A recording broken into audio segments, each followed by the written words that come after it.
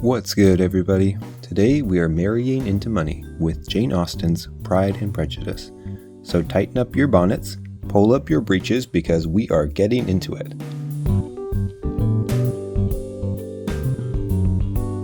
Austen jumps right in with Charles Bingley moving into Netherfield Hall, this giant mansion around the corner from where the Bennets live in Longbourn.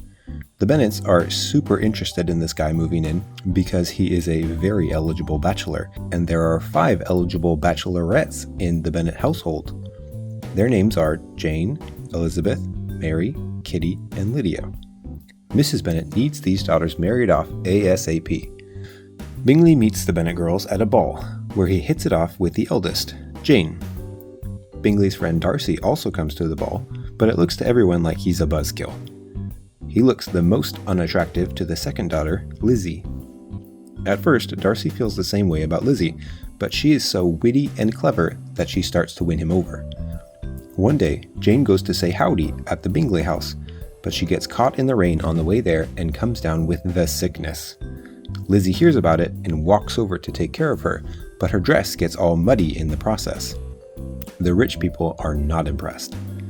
Bingley's sister is especially underwhelmed, but mainly because she wants Darcy to pay attention to her, and he only has eyes for Lizzy. Jane gets better, and they come home. Soon after, a man named Mr. Collins comes to visit. He is a clergyman and will inherit the Bennet estate when Mr. Bennet kicks the bucket. He's all like, "Lizzy, you look perfect for me, let's get married." And Lizzie's all like, "You're actually a dunce, and I'm very clever, we'd both be miserable." Later in town, a bunch of militia officers come to stay for a bit.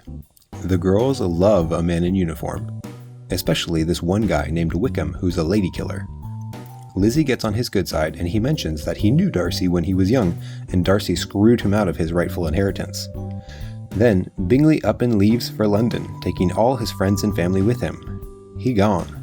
Lizzy finds out that after Mr. Collins got rejected by her, he went and proposed to her bestie, Charlotte, who was like, "I guess I'm not getting any younger. Why not?" They get married in a hot minute, which her family is grateful for, because not starving is nice.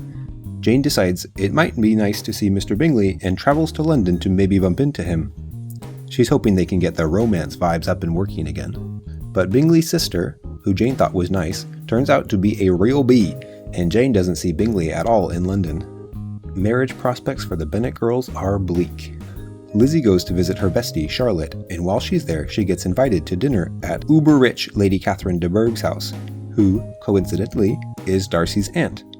Darcy shows up to visit his aunt and then is like, "Oh, Lizzy, you're here, I guess I'll visit with you as well."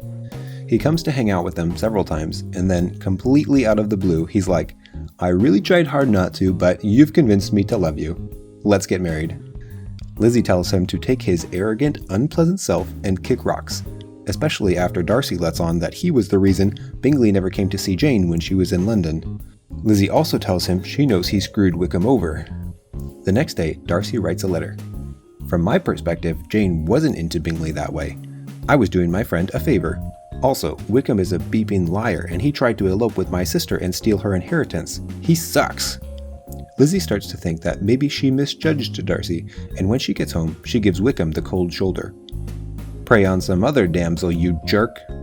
Wickham's militia leave town soon after that, bound for Brighton. Lydia gets an invite to go with an officer's wife and leaves with them. Lizzy goes on a trip to visit her aunt and uncle, the gardeners. While she's there, they go looking for a good time and end up at a place called Pemberley, which just so happens to be the gigantor house Darcy lives in. All the people who work there, servants, are like, "Darcy's the best, we love him, he's our favorite person we've ever been servants for."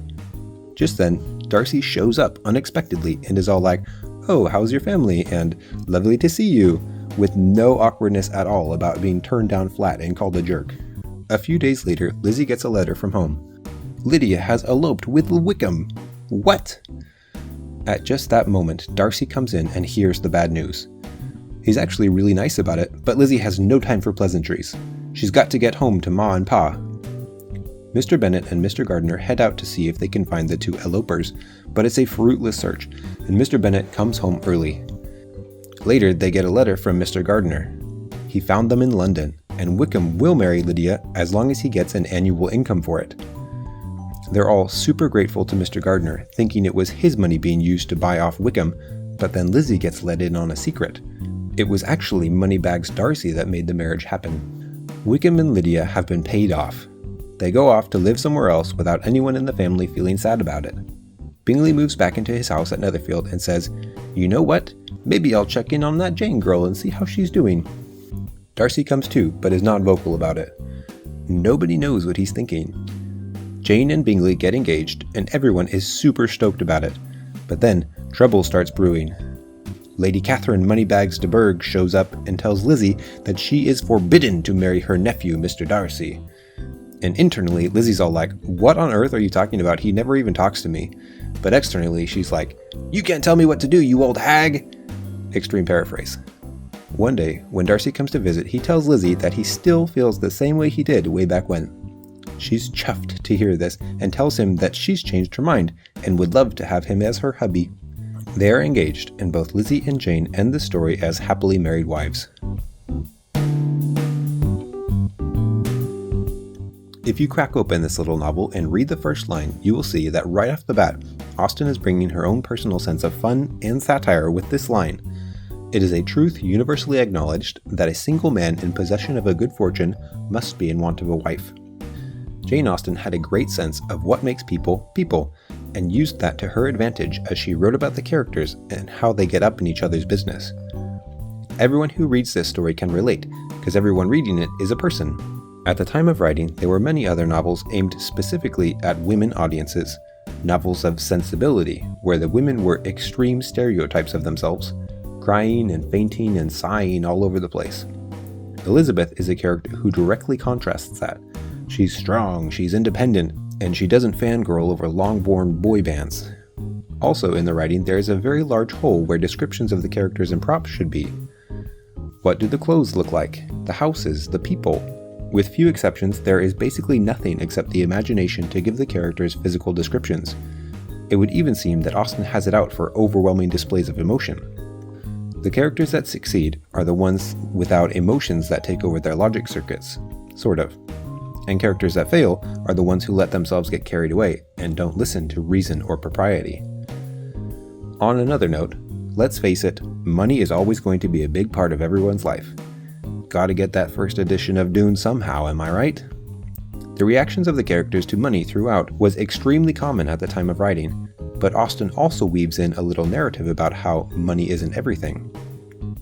All over the place, Lizzy is faced with a choice of happiness or security. Is it better to be happy as your own person, or to sacrifice your happiness to meet the needs of your family unit? Lizzy takes a huge risk when she turns down both Mr. Collins and Mr. Darcy. To the OG reader, this would have been a wild stance to take for a young, unmarried woman. Throughout, Austen puts it to her audience, as well as her modern audience, and helps them explore their own thoughts and beliefs. Should we put our own needs first? When is it more important to prioritize the happiness and security of others? When is the time for sacrifice and the time for a little healthy selfishness? If you found this analysis amusing, do oblige with your subscriptions. Such a favor shall not go uncherished.